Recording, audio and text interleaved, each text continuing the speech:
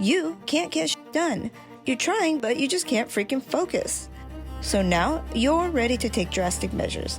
You're ready for Focus Bootcamp. Okay, here's the catch. You're going to have to get out of your comfort zone, and I'm talking about doing some really hard things, like getting really cold and really hungry. Doesn't she look delicious? And taking drugs. Okay, I'm just messing around. You're not going to want to eat your dog or do coke. But let me just backtrack and explain.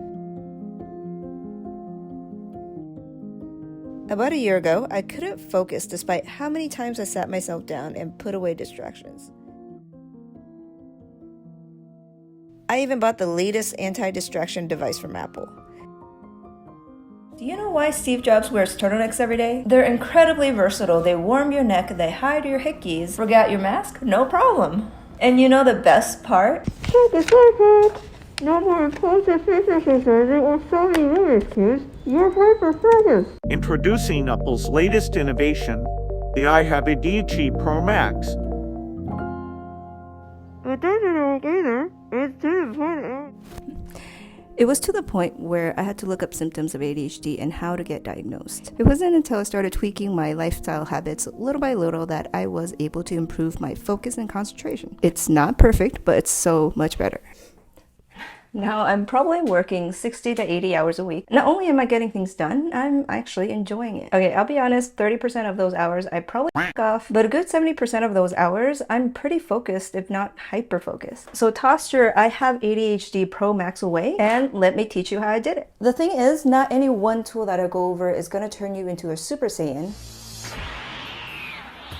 This is a Super Saiyan. But cold exposure and fasting have tremendously helped me with not just focus, but having consistent energy throughout the day. And then the third tool, well, let's just say it's a nice enhancer. So, cold exposure. It's as bad as it sounds. Yes, you sit your ass in the cold. And now don't be crazy and try to do an ice bath or jump into a river right away. You can start with a cold bath or a cold shower. Now, cold exposure, even just for a few minutes, has been shown to massively increase important neurochemicals for focus like epinephrine and dopamine.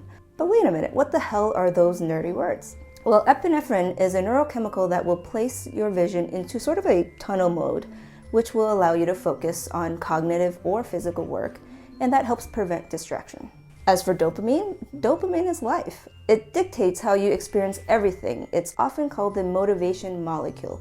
Your level of dopamine determines your mood, how you experience pleasure, motivation, focus, and much more. And that's why people are always chasing the dope. Speaking of dopamine, click subscribe now to get a hit of dopamine and click the notification bell to get more dopamine in the future. Anyway, for how long and how cold should you get? It should be uncomfortably cold, but safe to stay in for about 1 to 5 minutes. Now, obviously, you're not going to lay on top of ice like I did. Unfortunately, my cold plunge froze over.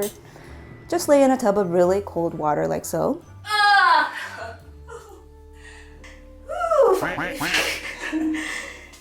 Inhale, exhale.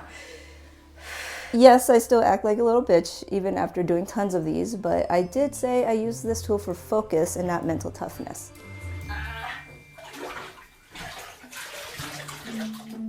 Studies say the effect of cold exposure should last an hour or more. Now, here's my personal experience. I hate cold showers, and when I take them, my energy and focus last maybe an hour or two. When I take cold baths, though, I swear my energy and concentration lasts half a day, and it's fucking amazing, like better than coffee, and I almost never have a crash.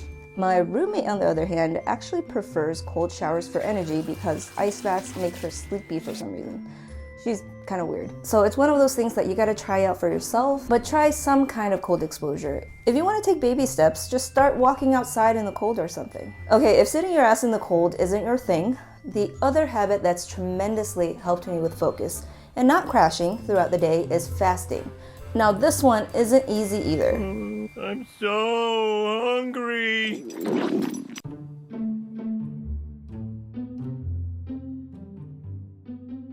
First of all, what the hell is fasting? To put it simply, it just means you haven't ingested any calories for a certain period of time. There's also something called intermittent fasting, and this involves cycling through periods of eating and not eating. A lot of people who intermittent fast may do a schedule of 18 hours of not eating and then 6 hours of eating, or ingesting calories. Drinking your calories count. Before you try this, here's what you need to know. You need glucose for your brain. Your neurons thrive on glucose, and that typically comes from food. So why would people experience mental clarity when they're fasting then? I know I definitely do. Here's the thing. According to my baby Huberman, when you ingest food, there's a shift in your nervous system towards parasympathetic mode.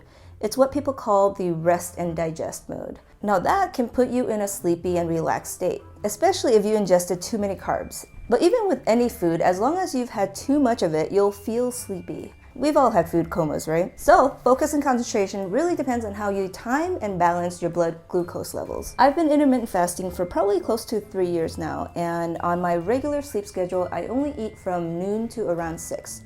I just make sure I have about an 18-hour window of fasting. Let me tell you, if I was only allowed to keep a few healthy habits, fasting would absolutely be top 3.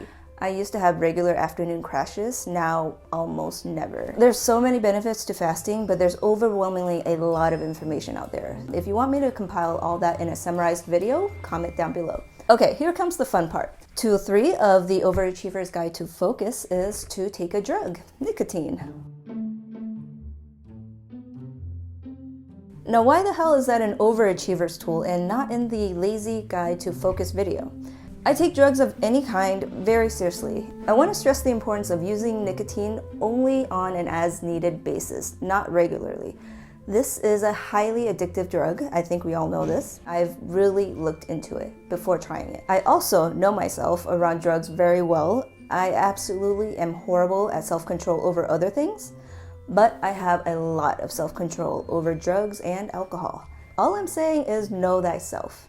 Use behavioral tools that I've discussed first before any substances. Also, do your research beyond this video. My baby Huberman has a great podcast on nicotine, and that's an awesome place to start. So with that said, here's what nicotine does. When nicotine gets into your bloodstream, it can get past the blood-brain barrier, which is basically a fence around your brain. It has very rapid effects on the brain in a few major ways. First, it affects the dopamine reward pathway.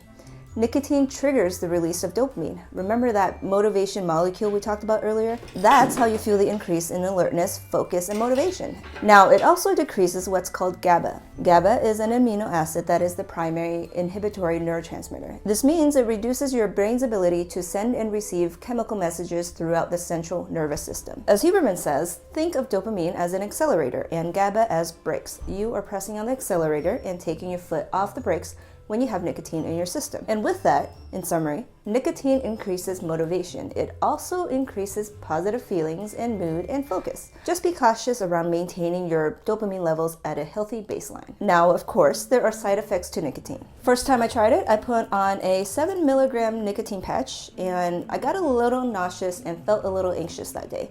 The first day was the only time I felt any negative side effects. I've been doing this for about 4 or 5 months or so, and only use it on days that I know I'll have like a marathon of work to do, which is like 4 times a month. And for that 1 day a week, I feel a tad bit more honed in on the tasks the whole day. This is sort of a slow release delivered over 24 hours. Now, as far as I've researched, nicotine is definitely better than Adderall. How do you know what's good for me? That's my opinion!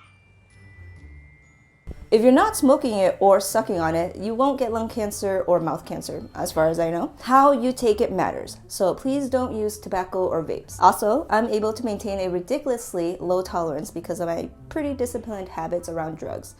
You probably don't want to try this if you aren't sure about yourself. And again, don't be lazy. Do your research beyond this video. I'm not a doctor, you're most likely not a doctor, so consult one if you're concerned. Now, whether you want to start with cold baths or fasting or nicotine, I recommend the last one as a last resort. Try one thing out at a time. Make sure it works for you, and then build a habit on what actually works and eliminate the stuff that's just another distraction. I myself have been experimenting with most of these tools for a very long time, so I kind of have an idea what's effective for me. More importantly, keep in mind that none of these tools are going to be your lifesaver when it comes to focus and concentration. Focus, or just optimal mental health or physical health in general, is holistic.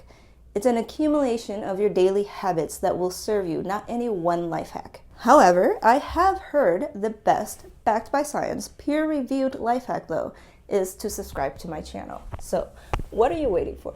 You know what they say, Vegeta? When you fall off that horse, you get right back up and you eat that horse. Come eat that horse with me, Vegeta. What the hell are you on about?